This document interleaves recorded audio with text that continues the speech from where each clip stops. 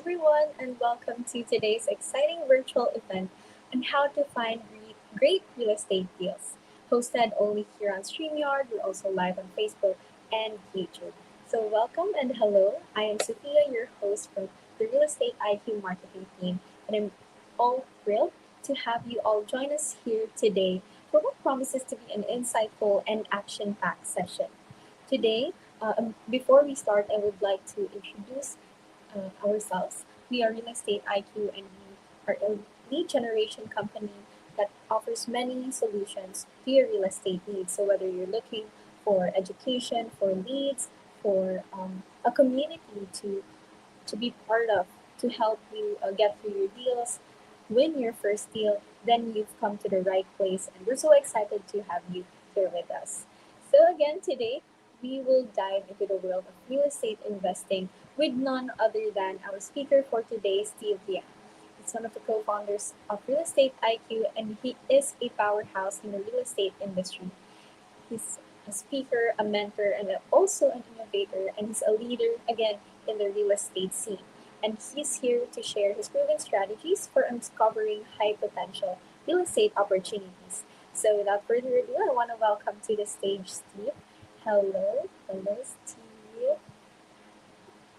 Hi. Hello, how's Hello. everybody doing? Welcome, and let's get started. Okay. Well, first of all, I want to congratulate you for joining us and learn how you can take control of your investment and your financial future. So, we're probably all here because we know real estate investment it can be very lucrative if you know how to do it, right? The key words are how do we do it? And you probably personally know somebody who has invested in real estate and have made a big gain over time. They have made big profits, or they have built a substantial wealth through real estate. So the question is, how do we get into this real estate game? So we're going to learn a lot about the game and how do we make big profits. What are the ways to make these big profits? And a lot of details of how we do it. So first of all, a couple of success stories just to kind of show how lucrative real estate investment can be. Here we have a success story. I believe it's in Dallas. We're looking at $46,000 of profit. This is in Carrollton, which is, I believe, it's in Dallas County, the part of Carrollton that's in Dallas County. The other one is in Dallas, $85,000 in profit. Some people make that much in a year, right? In a yearly salary, or maybe some are, it could be an aspirational number for some folks. So in just one deal, you can potentially make this much.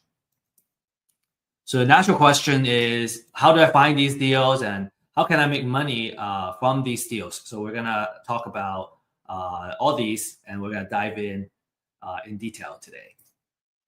So my promise to you is that at the end of this webinar, you'll understand how you can find great deals. You understand the formula that you use to identify the deals. From a kind of experience standpoint, if you're a new investor, this is a really good place. You can get knowledge and get it started. Actually, we just had a last module and a couple of questions that we have, which is about, how do I make sure that I'm giving an offer, or am I gonna figure out what is a good deal? So we'll be addressing that.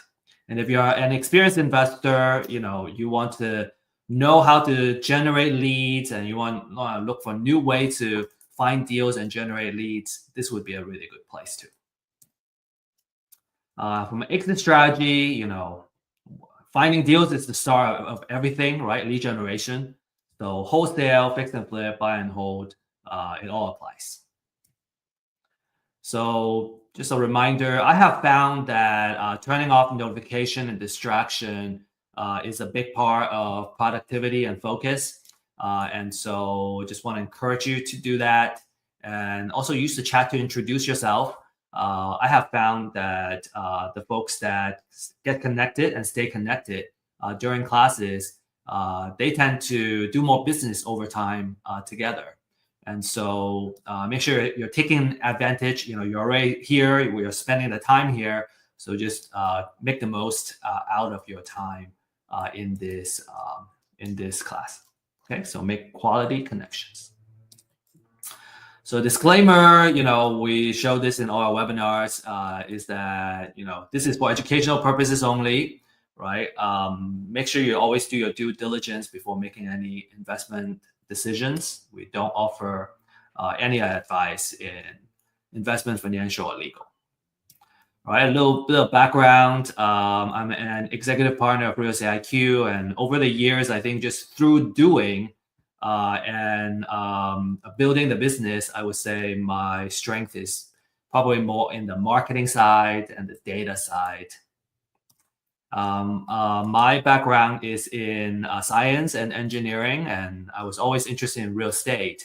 And I have family who have, I guess, thrived back in the days in real estate. So I always thought, okay, how do I get into real estate? Because if you're doing the right thing in real estate, you can generate a lot of cash flow, and it could be a really good way of making a good living and also making a difference in your community. The problem I found was that in real estate, it's hard to find knowledge. Just in real estate in general, I remember buying my first property as a homestead. I learned a lot from the real estate agent that I was working with. But it's very hard to find that information online or elsewhere. Even to today, it's still difficult, and it's harder for real estate investments. Right? It's a kind of niche place. You got to know where to look for it. And you're in the right place because you found it. I also found that for data and technology, it's hard to do that, find that for real estate investments. It's been getting a little bit better, but I think there's still a way to go. And also, it's hard to find mentors and fellow entrepreneurs to connect with, especially during the COVID time. We were kind of segregated socially, and it was just difficult to connect with people. So that's why we established Real Estate IQ to bring the knowledge, right? Webinars, classes.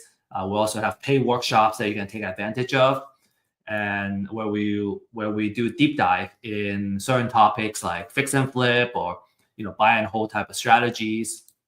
Real Estate IQ, our core product, is the deal finding data, so you can use it for your lead generation purposes.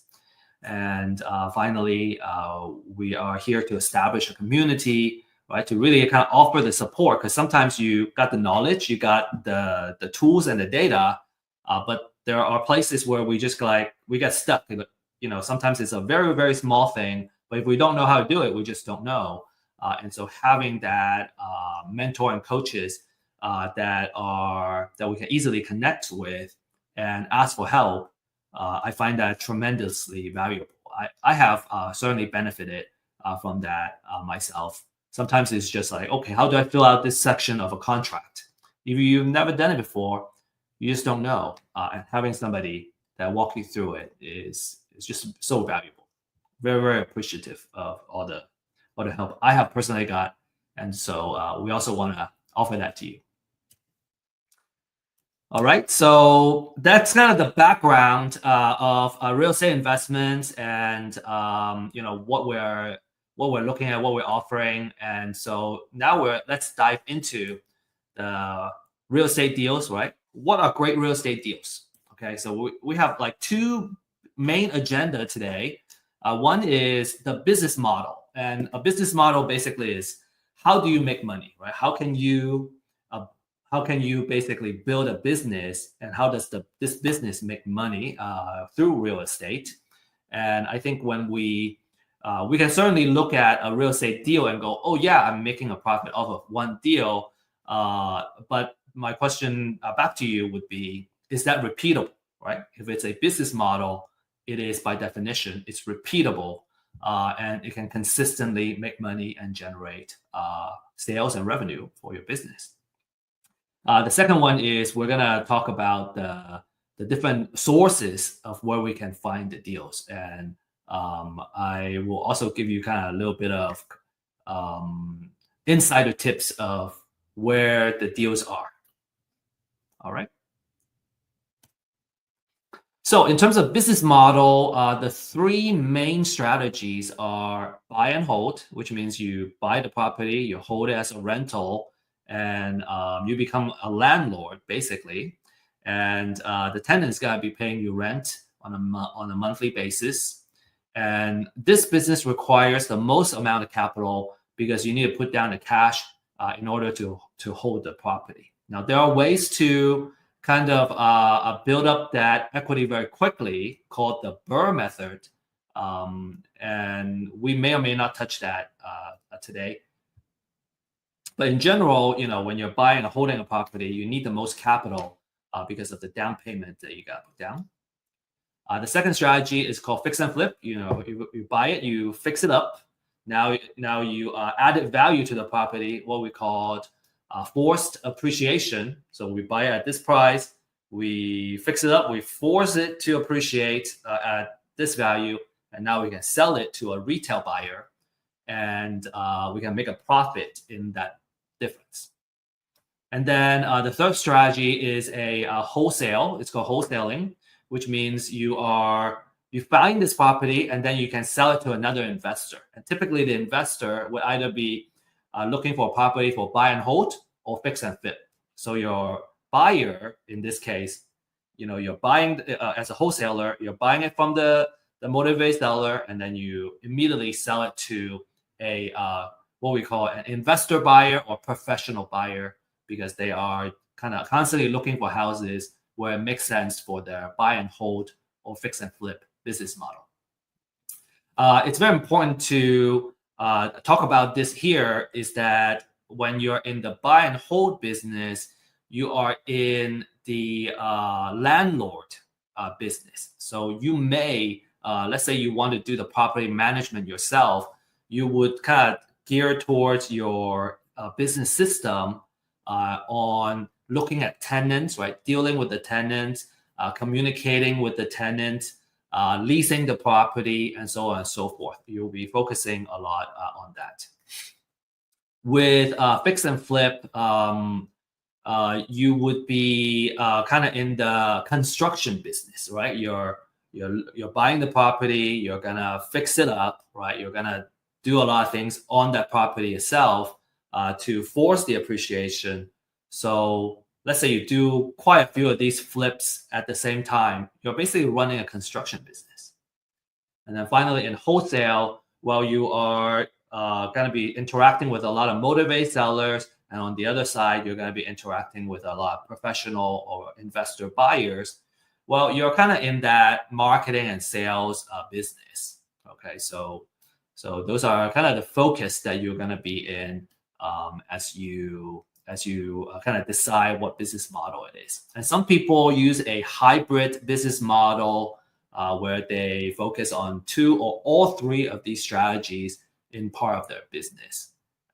And so just want to kind of break that down for you so you are aware. In terms of capital, I already talked about buy and hold needing the most in general, because you need to put the money down.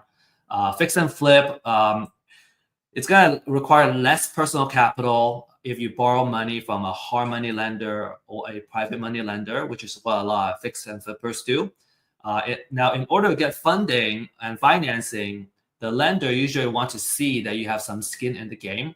They want to see that you have enough liquidity to at least pay the monthly interest payments for this short-term loan for this fix and flip project. We have had a couple of lenders coming on our platform and really talk about it. I specifically ask about the liquidity type of requirements.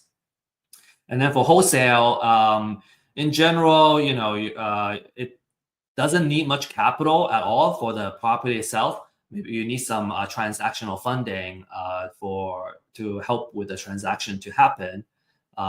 You will probably spend most of your money in lead generation and marketing systems. Okay, those can add up, but in general, it requires a lot less personal capital. This is a very popular strategy for folks that are just getting started or they're young. They don't have a lot of cash right now because in wholesaling, you don't need a lot of money to get started. And typically you get 7,000. I've heard an average deal you can make about $10,000 just by finding the property, putting it under contract, and then turning around and selling it to a professional buyer. So now let's look at some numbers. Okay, for buy and hold, a very important rule of thumb is called the 1% rule. And we always use the 1% to calculate the offer price, okay, for single family properties.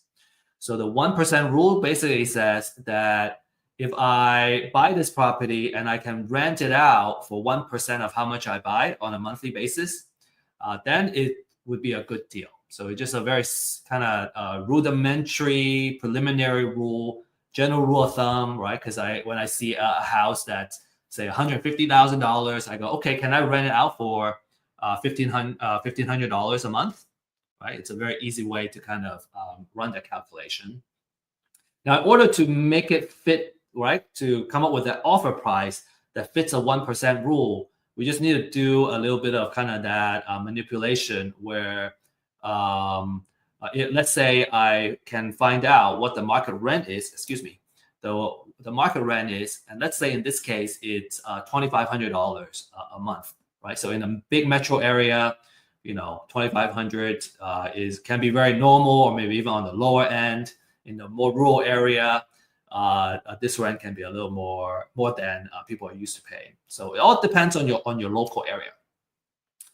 So let's say the rent is $2,500. So I multiply that by 100, right? Because I want that 1%. And so now I come up with a number which is 250,000. And now let's say I need to fix up this house, and it's gonna cost $20,000 to put paint, a new carpet, all that stuff in place. Then when we subtract that from the 250, then I would know that my distress offer is $230,000. So in other words, if I kind of go from the bottom to the top, is if I buy at 230, I add the repair cost. So now my entire kind of out of pocket or entire spend is 250,000. So then if I can rent out for 2,500 a month, then it's a good deal, right? I can cover everything. Now, obviously, if I can buy it at less than 230,000, that's even better. But I want that 1% I want it to meet that 1%, so I'm in a good place. So the next slide, we're going to talk about that 2,500, kind of break it down a little bit to go, okay, this is why we need that 2,500 to be a decent deal. Another thing to kind of to look at here is that I put a wholesale fee here of $0. So for a wholesaler, right? Let's say I'm trying to sell it to a buy and hold investor. Well, I know the investor is gonna offer at most 230. That means if I want to make $10,000 here, then when I buy it directly from the seller, I want to mark it down by another 10,000. So I will offer 220,000 and make my 10K, and then the buy and hold investor will enter at 230 plus the rehab, and then that's how all that math will work out. All right. I think I will have some further examples in there. Okay, so this is just an example. Okay, so for that $2,500 per month, it needs to go somewhere. We are not pocketing where we cannot pocket everything, but it makes sure that we have enough monthly cash flow to make this worthwhile. So in this example, right, let's say the mortgage is $1,200. Right, there's also property taxes, there's insurance, there's HOA and maintenance and all that stuff. So when we subtract everything, then a monthly cash flow is $575 on a monthly basis. So that would be a good example, right? Because we already factor in that 1% rule. Now I have a a cool monthly cash flow, just sitting there and kind of making money for me. A couple of things that you want to kind of pay a little more attention to when we go a little bit deeper is that if you hire a property manager, they're going to take some of that cash flow. And then if there's some repairs, maintenance, again, we kind of have this already accounted for here in this calculation. But when we're talking about $500, $600 on a monthly cash flow, that's a pretty good deal. So imagine you have not just one, but 10 of these, right? So if I have 10 of these houses, then I'll be making $5,750 a month, which is about $69,000 a year. If it's 20 houses, it's $138,000. So that's a really good way to kind of make money, letting your properties working for you. Not to mention that your mortgage here, there is a part that pays the interest of the mortgage that's tax deductible, and then there's a part that goes towards the principal, which builds up your equity. So there's also, in addition to kind of that cash flow, there's also kind of additional benefits in the buy and hold. And like I said, you're in the landlord business. You either be working with a property manager or you're going to be property managing yourself, dealing directly with tenants, and you'll be paying a lot of attention about getting the place leased at all times, right? The vacancy can kill your profits. So you want to make sure that you have a good occupancy. You want to make sure the place is leased and constantly producing and generating cash flow. So vacancy and tenant quality are typically the two key things that you want to watch out for, because if you don't, it can eat up your profits. Okay. And we have, I personally have had experience where vacancy takes away, it's like a property sitting vacant for like 5 months, and now for the year you get a loss. Okay, so really kind of pay attention to that. So really stress that buy and hold is a great wealth generator. So if you can find a good deal, you can afford to hold on to it. Many things are working for you to help you build wealth. Number one is the cash flow. We just kind of talk about that. The second one is that you have appreciation, and it can hedge against inflation. You have the natural appreciation, which is the property value naturally goes up. On average, I have heard from a builder that in the United States, since the I forgot, maybe like for the past 70 years or something, don't quote me on that. The entire United States, on average, has been appreciating by 3% per year.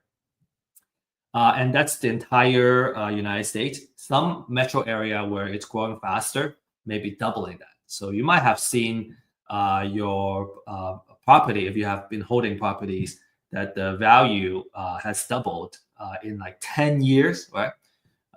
We have that rule of 72 to come with that. If it doubles in 10 years, then you're looking at about like 6%, 7% of yearly appreciation. So that's natural appreciation. I kind of talked about the forced appreciation, which is you're actively like fixing up the property to bring it to the market value. So if you bought it at a good price, you force it to appreciate, and now it's worth more. So that's two things working for you. Natural appreciation, more passive, right? As the market goes up, you go up.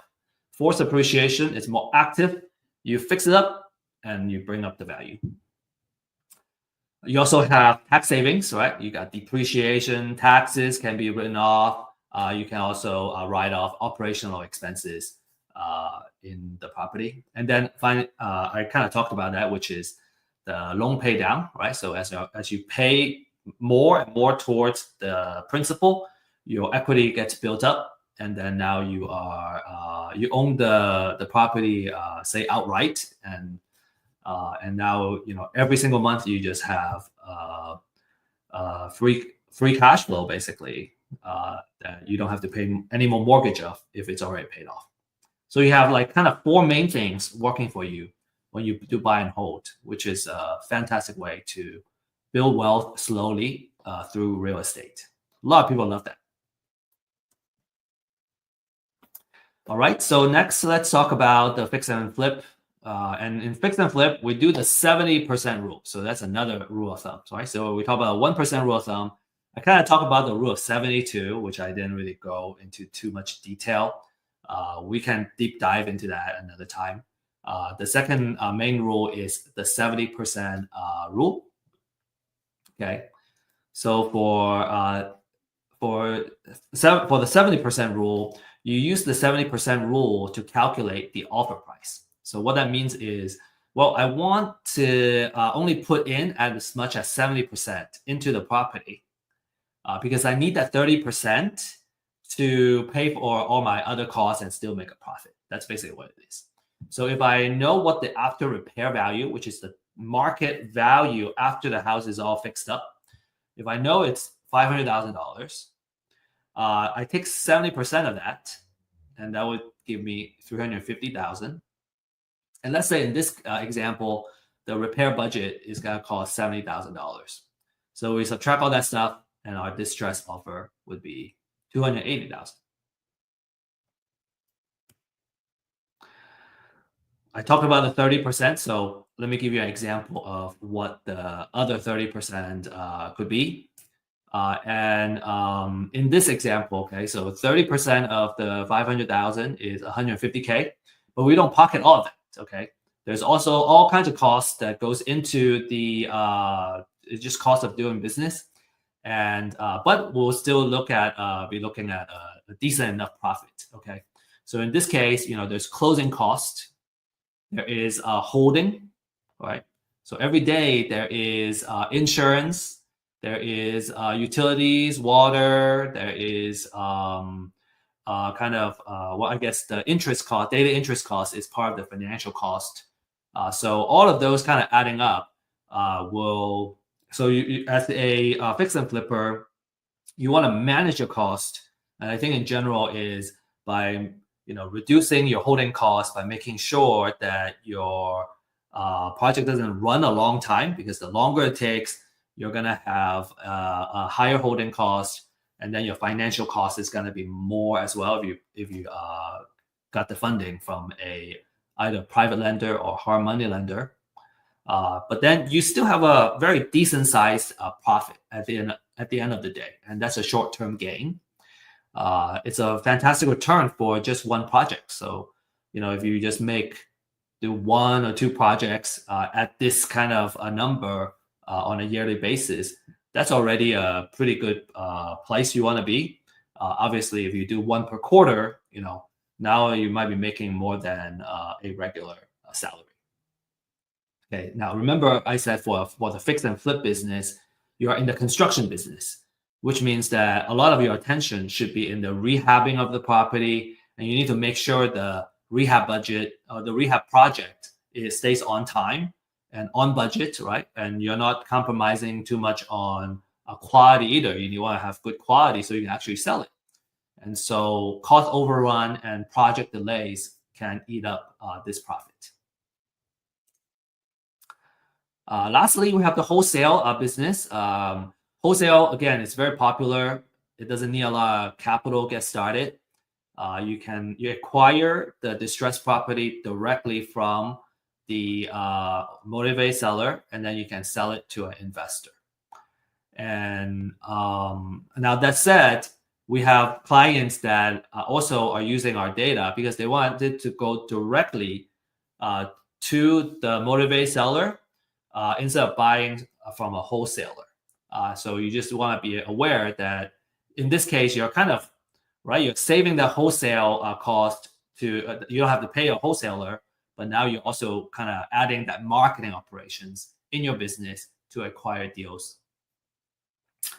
So you're in the marketing business. If you're a wholesaler, you'll be paying a lot of attention in marketing and acquiring the property. and also disposition, right? Because you gotta know the your client, which is your investor, the investor that's gonna buy your property, and so you're gonna kind of basically you acquire the property from the motivated seller, and then you're gonna match it with the investor that fits in their buy box.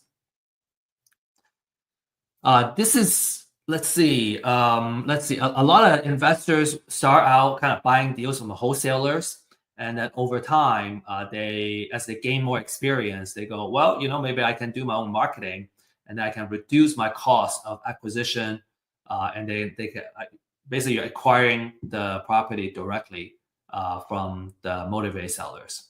And it could be a really good strategy if you want to control your deal flow, because now you can manage your pipeline. You can kind of predict how many deals you can get on a regular basis.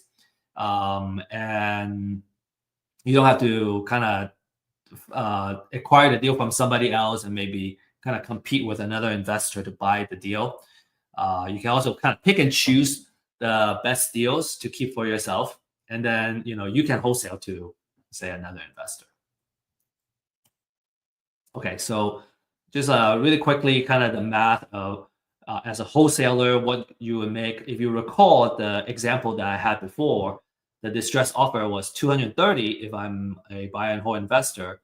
But as a wholesaler, because I want to make that $10,000 fee, I would drop that distress offer a little bit more to kind of make that wholesale fee. And kind of the value that I bring to the market in this case would be finding the deal, putting it under contract, and then the buy and hold investor can still make their profit, so everybody wins. And then on the other case, for selling it to a fix and flip investor, I can mark a wholesale fee. In this case, I put $20K in here, and it's really about what the market is willing to bear. So let's say I can put, if I want to charge 10,000, okay, then I would offer at 230. Excuse me, 270. If I want to make $20,000, I would offer it at 260. Right? It's the most important thing to know is that I know at 280,000 it makes sense for a fix and flip investor, and so how much I make is gonna be between that and how much the seller is willing to accept as an offer. Okay, so another side I want to offer is just another perspective is that let's say I'm the fix and flip investor, right? And I'm doing this marketing myself. Well, instead of offering 260, I can offer up to 280,000. So I'm going to be more likely to win the deal if I'm competing with a wholesaler, and because I can offer more money. And so I have a little bit of an edge if all things are being equal. So that's also why some of our fix and flip and buy and hold clients, they wanted to do the marketing themselves because they're more likely to win the deal because they don't need to make the wholesale fee. Okay, so to recap kind of this first half of the webinar, buy and hold, you're in the landlord business, you need the most capital to get started. And maybe right now is a good time to say that there's a way, let's say you're buying a distressed property that needs to be rehabbed. The strategy is called a BRRRR method, BRRRR. You buy, you rehab, you rent it out, and then you refinance, and then you repeat. So when you're doing that, then it requires less kind of personal capital to do the buy and hold. So pay attention to that BRRRR strategy. We have material that talks about what BRRRR is. We actually have an ebook about BRRRR, and you're welcome to look for that and download that on our website. The fix and flip business, okay, you're in the construction business. You're going to be managing contractors. You're going to be looking for the project, making sure it's on time, it's on budget, and you can sell the finished product at the after repair value. Okay, and then wholesale, you're in the marketing business. It's about how many leads you can reach out to, and also closing the deal, and then turning around and finding a buyer for this particular property. So you can make your wholesale fee. All right. Okay. Here is the secret. Okay, this is the I wouldn't say a more important part, but this is certainly a really important part, which is what are the secrets of finding great deals, right? All the business model talk is great, right? But how do we put that into action? How do we find the deals? Because when I find the deal, I can make the profit. So it's all about finding that deal. And experienced investors, we know that money is made when you acquire the property at a good price. When you are able to get the property and there's enough equity in the deal, right? There's enough, if it's at a good price, it wouldn't be hard to find funding. It wouldn't be hard to find a partner and get everything done. So, everything starts from finding a great deal. And the secret of finding and acquiring great deals is having motivated sellers. It's about finding and locating the people that motivate to sell for whatever life reason it is.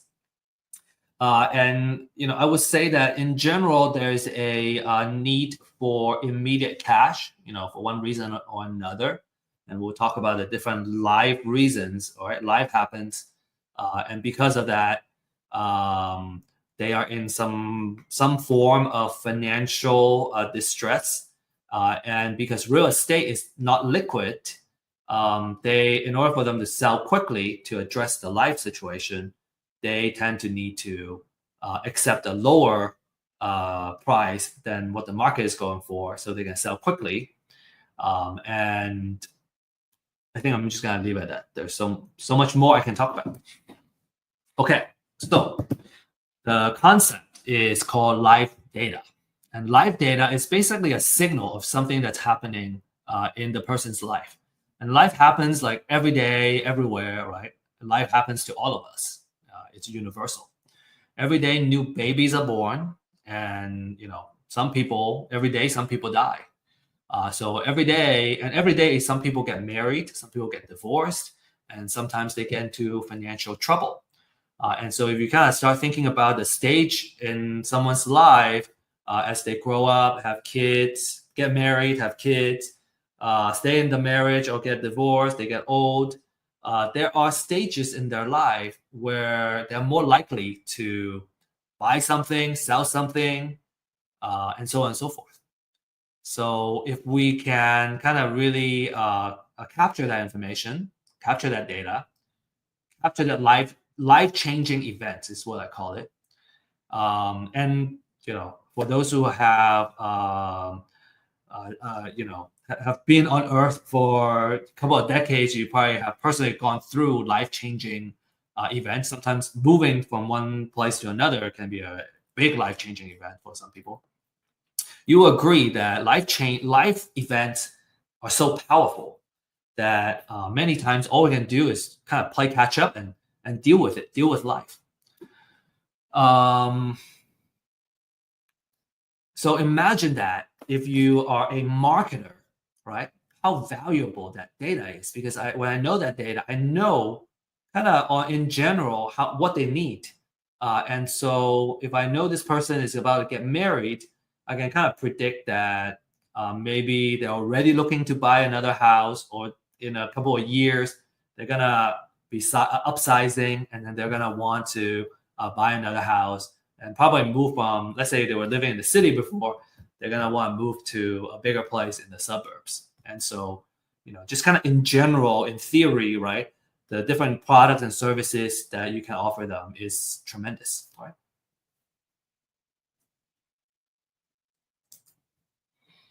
So to find motivated seller, we want to get our hands on some aspects of their live data that tells us that, hey, they want to sell. So first of all, they should be owning real estate, right? And then there should be some kind of financial distress or motivation to sell. and they need to sell really fast in order to get out of a bad situation. And we'll talk about the different motivations shortly. And that's actually the next slide. Okay, so we'll talk about the different motivation, and I call it the different sources of motivated seller. Okay, so the different type of live data that matters in real estate and for real estate investors.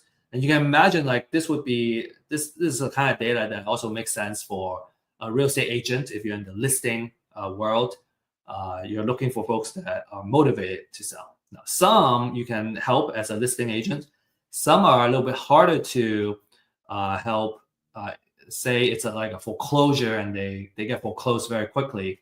It's much harder to sell, truthfully in the MLS market because they just need to sell quickly. Okay, so the first one is the pre-foreclosure. Okay, because their house is about to get foreclosed. They're about to lose their house in an upcoming foreclosure. And it could be next month, it could be a month from now, and all that. We want to know what the auction date is on the property. A lot of investors, they love this list. It's actually one of our kind of most popular lists because these motivated sellers, they're in a desperate situation where they need to sell really fast. So for pre-foreclosure, you're reaching them because before their house hits the auction, and you can directly negotiate with the buyer. Let's see. So a couple of experience I can share is we had a candid REI kind of joining us and sharing how they market to the foreclosure pre-foreclosure list, and their approach, which I find is much better too, is that obviously you can just approach them and go, hey, you want to sell your house. And you may get a lot of bad words and hostility thrown back at you because, in a normal circumstance, who would want to sell their homestead, right? Some people want to, and then they welcome that conversation. Some people may not want to. And I have found what has been useful has been that if we position ourselves as their advocate, we can position us as, because most people don't want to go through the foreclosure. They want to stop the foreclosure.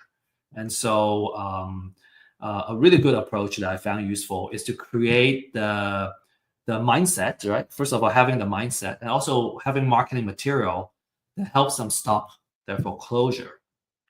And be a resource for them. Kind of go through the different ways that they can potentially stop their foreclosure, build that trust.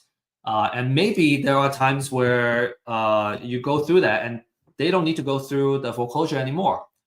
For example, just last month, we had a tax foreclosure prospect, and I was able to reach out and reach him kind of on a Thursday. No, it was a Friday right before the auction. The auction is going to happen the next Tuesday. And they needed to figure something out. Otherwise, the house is going to go into foreclosure. And he says, you may hear this a lot. They go, I'm waiting to hear back from my attorney, or I'm waiting to hear back from the court or something. Well, on that Friday, you only have one more business day, which is Monday. And then the next one is that auction Tuesday. So they don't have a lot of time. We were able to connect them with somebody that, with an attorney that ended up helping them pause that foreclosure and kind of solve that problem so they don't have to sell the house. And, we didn't gain anything from that lead. But the good thing is we were able to help them. When you're in business, you just gotta be willing to kind of pay forward. And if we do enough, if we add enough value to the market, sometimes we win something, sometimes we may not win it right away, but there are times that it will come back. So, and a lot of our kind of experienced investors, we like to kind of embrace that mindset because I think it just feels good to help folks that are in need to kind of solve their problem. And there's always a percentage where they kind of get to a point where they go, okay, I have gone through everything. There's no other option. I have to sell to someone. And if we have been just so valuable and we are able to build that trust, we're gonna kind of be that person to acquire that property. And I really prefer to be in that position than trying to take advantage of someone else's situation. Okay. From a pricing standpoint, these lists are not cheap. They're about $80, $90 per county. So to cover a metro area, you may need I put $200 to $300, sometimes maybe even upwards of more than $300 on a monthly basis. And you don't have to mine this information, right? This is kind of public information, to be honest. But you don't need to spend all that time to find the information and do the research that you need. $200 to $300 is actually a really good price to get into this.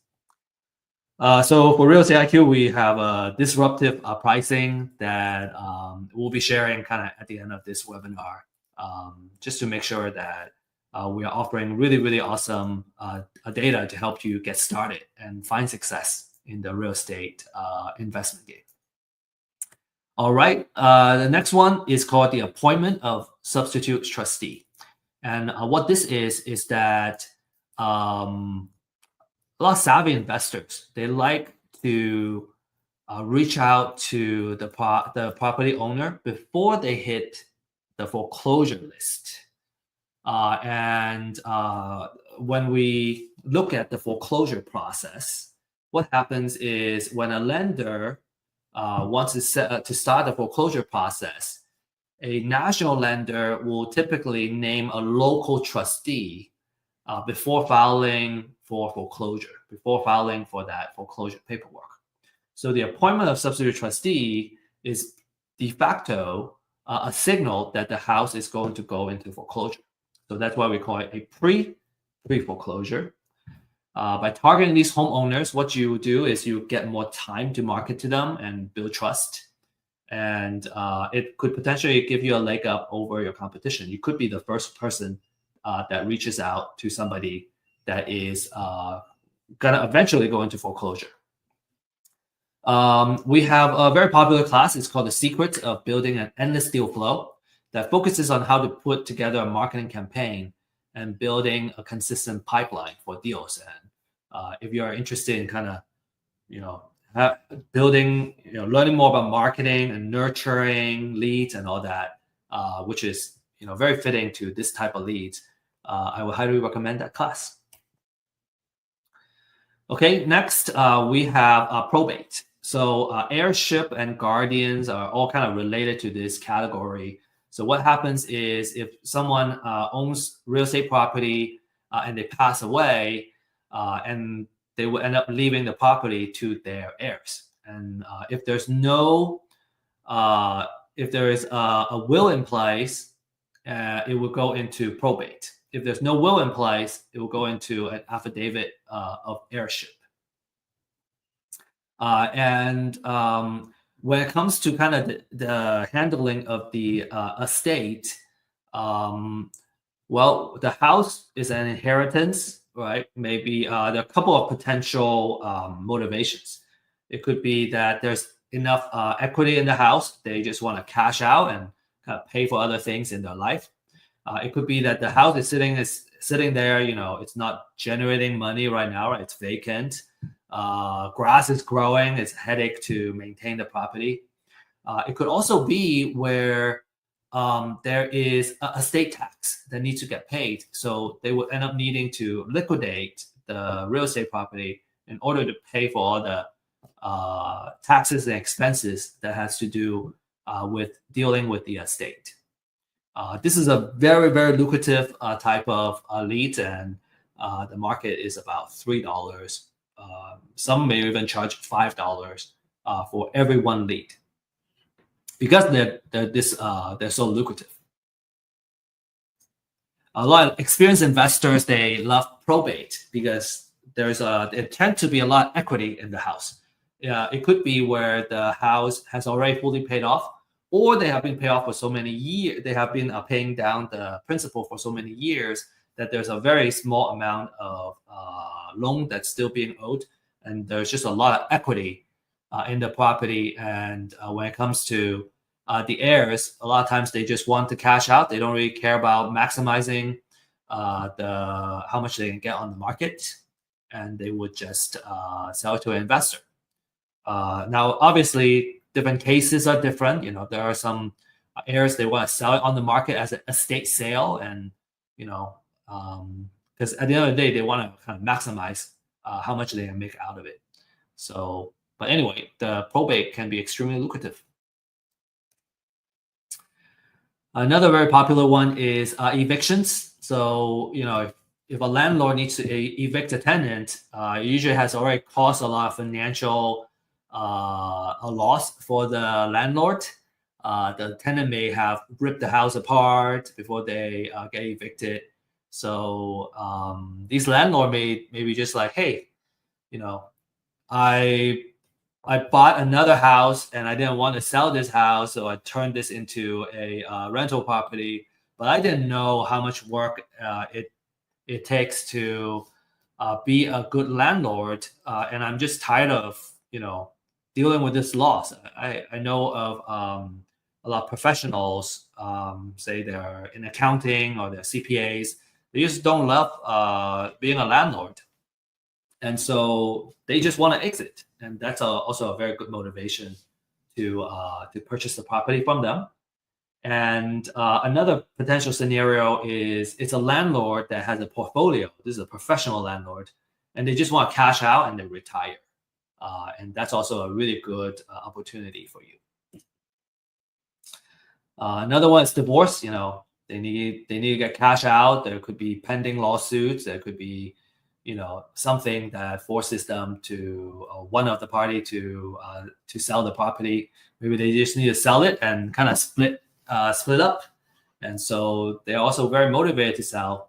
There could be some bitterness and hostile situation where they're not looking for a fair compensation, but maybe there are emotions where they just don't want good things to happen to the other party. Like there are bad divorce situations, and so those could be opportunities for investors too.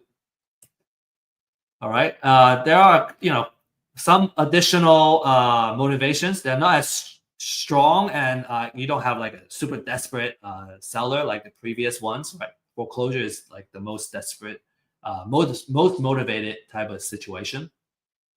So if you see delinquent taxes, that's a property tax situation, and so that's usually a signal that they are in financial hardship at the very least. And then obviously, if you're in a tax foreclosure side, they're going to foreclosure. They owe property taxes, and now they're going to foreclosure. That's also a very motivating situation. And then you have kind of some other signals. You have a tall grass code, right? If you don't maintain your grass and your lawn and the grass grows really tall, well, the city may come and write you up, and then now you have a tall grass code violation. Maybe there's an exposed roof, bad roof, place is unsafe. Maybe it, nobody lives there. And so those also, it's either that they cannot keep up with the property or it's a vacant property. And so these code violations are also very good distress signals. Okay, last but not least, there are also more signals, but like these are kind of the major ones. The last categories I will share with you is the liens. So if you owe Uncle Sam money, right? If you have an IRS lien or a mechanics lien, is usually kind of placed when there's a contractor or subcontractor. They place a lien on the property itself. They didn't get paid. Or there's a big hospital bill and the hospital puts the lien on the property. So all those are kind of the liens that gets put on the property, which is also a signal for a stressful situation. So this is where kind of we talk about, okay, we can If they're not super distressed, maybe we can use a nurturing campaign to build trust and see how we can help and purchase their property. And also another technique that savvy investors do is they do what's called list stacking. So they got all of these couple of lists, and then they go, okay, which property or owner is on multiple lists? Because if they have multiple situation, distress situation, then they're more likely to want to sell. They have more reasons. And so that's also a really cool technique to make your marketing more effective. Okay, so we have just a few minutes left, and I'm just gonna run down this a little bit faster now. Common question: motivate seller list. Do I buy it myself? Do I buy it, or do I do it myself? Do I mine it? If you know how to get the court papers and files, you can do it yourself, and some investors do that. I think if you want to be smart, you want to outsource it first.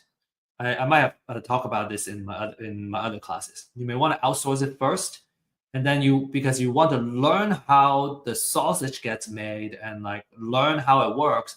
You may want to, when the time comes and you have some time, you may want to learn how to do it just so you can appreciate what a good list looks like. But in general, the value, because it doesn't cost that much for this motivated seller lead list, we generally recommend our clients and our members to outsource this, buy the list, and focus your time and energy in marketing and outreach, right? Doing cold calls or do driving, door knocking, what we call door knocking, on these motivated seller list. Okay. I would say that for low value activities, right, you want to outsource as much as possible. Okay, so foreclosure, showing you how you can do it. You can Google your county name and then put notice of sale, and then you should be able to find that. And this is what the notice of substitute trustee look like. These are kind of the information that you need to kind of these are all kind of relevant information that you need for every notice. So this is another example. So different notice have different formats. Okay, so the most important thing is the address, the owner, and the trustee information. And then what you want to do is you want to research the property information, how much you can assess it. And then you would need to go to the deed of trust and find the loan information. So it does take quite a bit of time to find that information for every single property. And these are the key information you want, the address, bedroom, bathroom, all that stuff. And on the right side, you have the financial information, the equity percentage, how much loan, what kind of loan it is. All those are like kind of the data that you want before you start working on the information. I'm gonna skip due to our time. Takes about 15 to 20 minutes of research per record, and so we're talking about thousands of records. All right, so it's much easier to focus on our outreach effort. Is kind of our point. So the quality of the list is very important. You want to pay attention to the update frequency, how fresh it is, the extent of research, because you need that information to make further decisions. And then, if you're going to outsource it, the training of the staff and researchers are also very important. So again, the key elements of the quality lead list is very important. So I guess kind of the conclusion here is, yes, you can do it yourself, but there are things that are just not worth it. So especially when they're readily available, it's much easier to outsource that and focus your energy in the marketing and the outreach. Because at the end of the day, we don't really want the data or the lead. We want the deal. because that's what brings us the money and the cash flow. Okay, so we talked about, to recap, we talked about how you can make money, different business models. We talked about how you can find great deals, and then we also talked about where you can get off-market leads. Okay, so a couple of success stories. I already showed these. Success story number 1, number 2, and number 3. Tens of thousands of dollars. These are outsized profits. I just want to maybe make a small disclaimer that not every deal looks like this. These are like really good looking deals. And some deals are smaller. Some deals, if you're not careful, you may even lose money, right? So because there's a risk in real estate investment or any kind of investment activities. So just make sure that you have the right support and you know what you're doing before you get into real estate investment. But these numbers are certainly very, very motivating for me as an investor. So how do I get started, right? I think a lot of common questions is, I learned all this stuff. Okay, how do I apply it? So number 1 is get a pre-foreclosure list. You can get other lists. I find that pre-foreclosure, people are more likely to get traction quickly. And the more quality information, the better. And for Real Estate IQ, we offer a first-hand data. Okay, so we mine the data ourselves. So you get the freshest data available. You get the extensive research. We went to 3-4 different sources to come up with the information to get the estimated equity.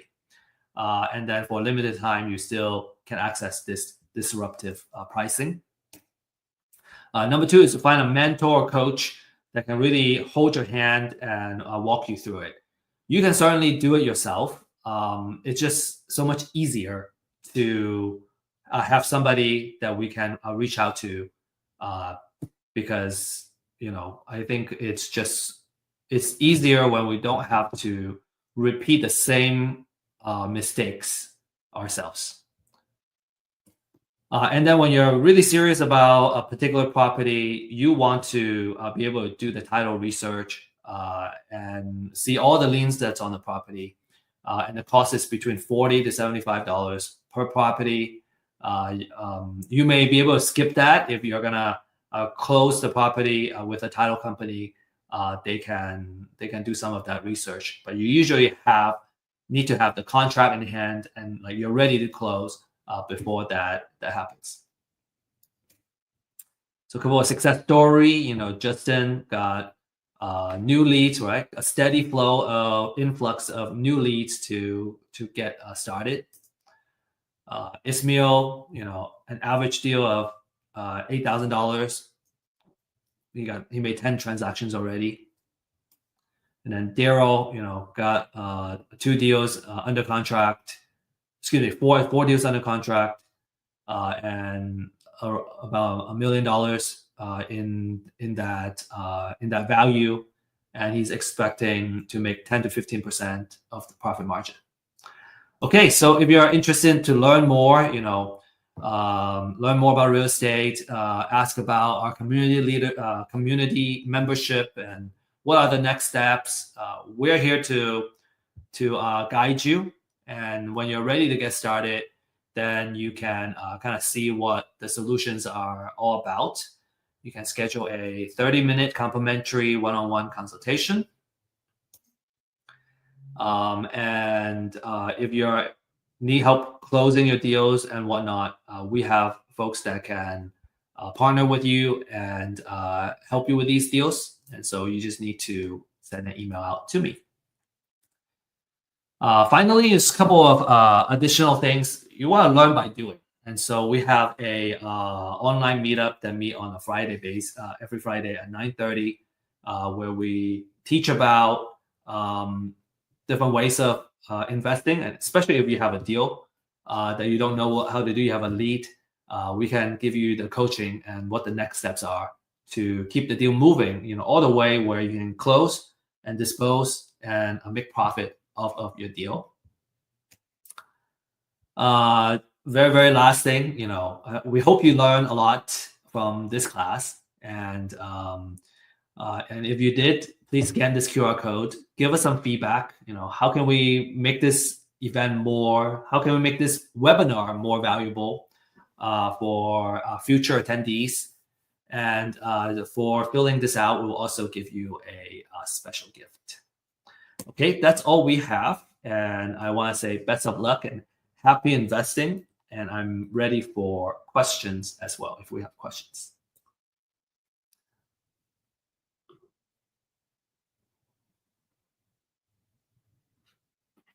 All right. We have a couple of questions here. Okay. Some recommendation ask.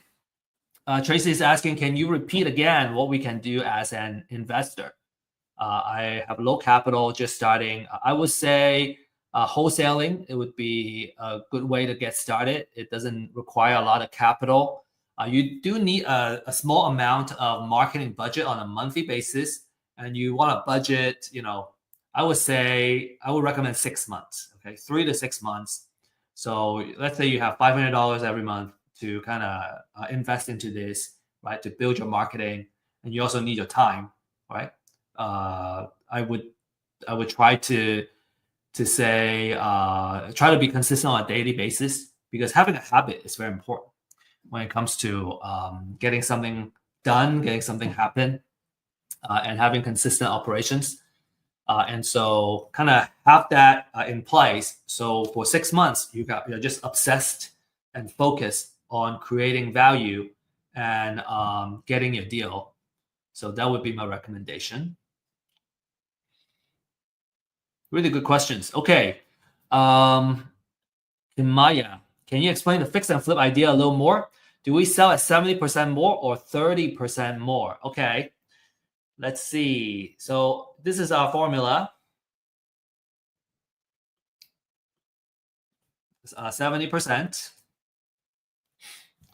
So basically, when you come all in, you would end up making or putting in $350,000.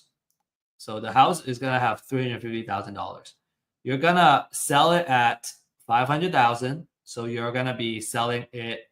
You're gonna be making 30% of the after repair value.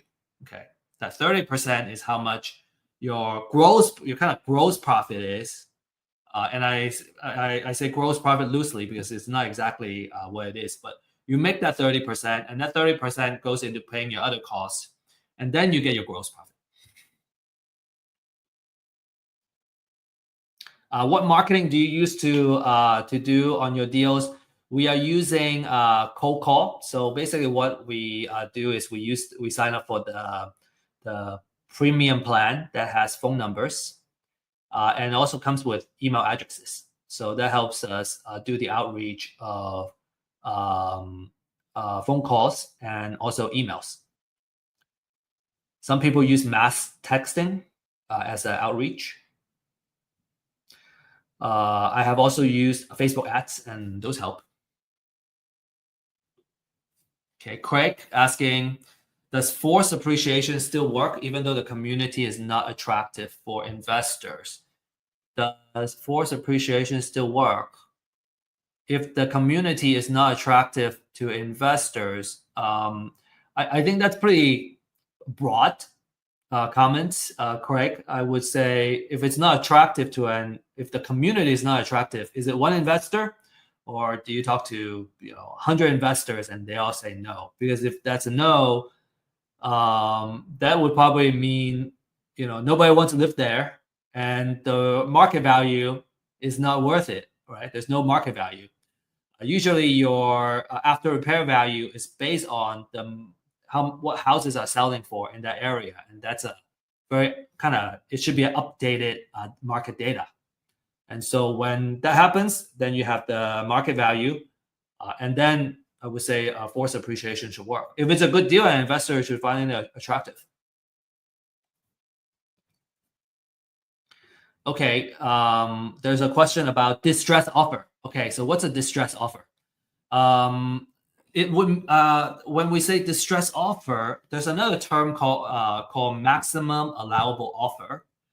and it's basically the same thing. It's how much we offer to the owner who are distressed, right? Because if they really want to sell at top of the market, they can fix it up themselves.